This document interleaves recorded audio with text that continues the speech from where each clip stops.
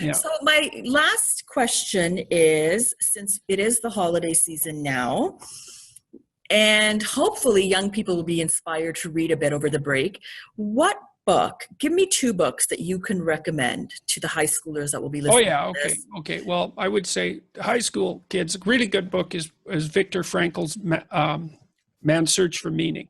That's a Mhm. very deep book, and I would say it's an accessible book, and it's very thoughtful. And so I think that's a great one.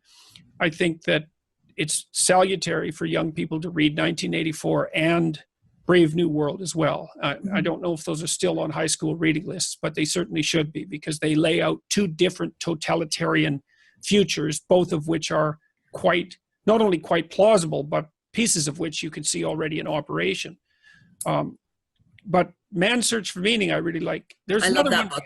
one by Carl Jung too, called Modern Man in Search of a Soul, which I think is another one that would be good for high school kids to read. It's, as far as Carl Jung's writings go, it's pretty accessible, and it also speaks to the, what would you say, to the high value and potential integrity of the human psyche and soul, and the importance for individuals, including high school students, to get their acts together and to figure out how to organize themselves and to contribute to the world. So that's what I would recommend.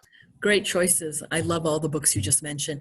And so this is going to be your first Christmas as a grandfather. Excited?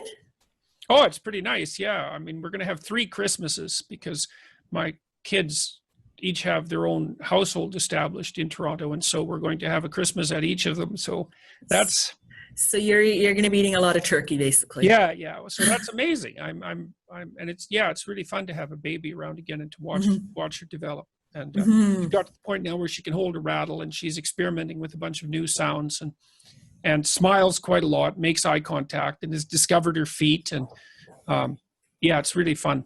It's remarkable watching them grow. So, lastly, what's your New Year's resolution, or have you made any, or do you make them?